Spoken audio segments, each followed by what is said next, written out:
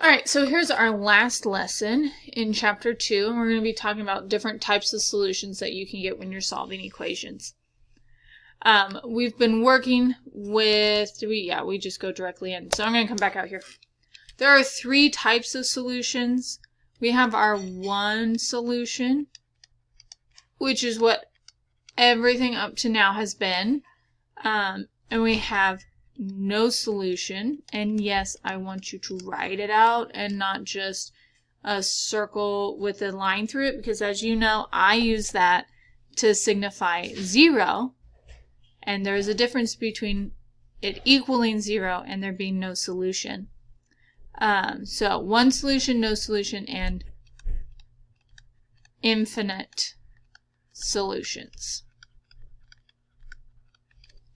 So as you can tell, we only have a couple examples, so this could potentially go pretty quickly. So we're going to use our same skills in solving our equation. So when I look at this one, I need to use the distributive property, so I'm going to distribute first. And so I end up with 3 times 2g is 6g, and 3 times 4 is 12, so plus 12 equals 6g plus 9. I always move my variables first, so I'm going to subtract 6g from both sides. And again, we're subtracting because we are going across that equal sign, so I've got to do the opposite to get it to the other side. So that was a subtraction property of equality. But what you notice when that happens is that the 6g's go away on both sides, and we're left with 12 equals 9. And so when we look at this, I could move the 9 over, but really, I know right here, 12 does not equal 9. This is not true. Not true. And if it's not true, then we have no solutions.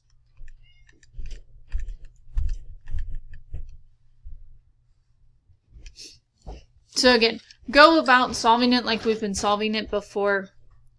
My g's all zero out, so I was left with 12 is equal to 9, which is not a true statement. 12 does not equal 9, and so we know that we have no solutions for this one.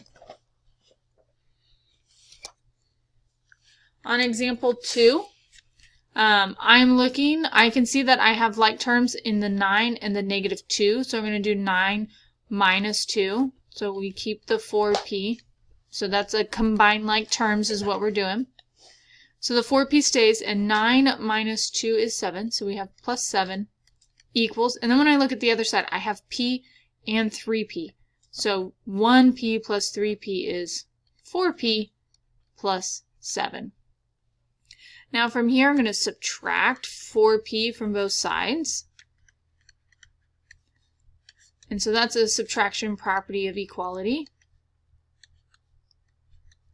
And I end up with, because 4 minus 4 is 0, so it zeroes out on both sides, I end up with 7 equals 7.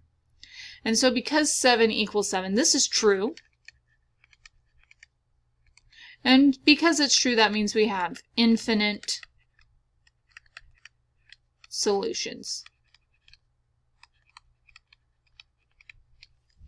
Because what it is the exact same thing on both sides. So no matter what number I put into p, it's going to be equal. Whereas on example 1, no matter what I put into g, it will never be the same on either side, because those expressions are not equal expressions. So again, no solution, we end up with a not true statement. That's how I know I have no solution.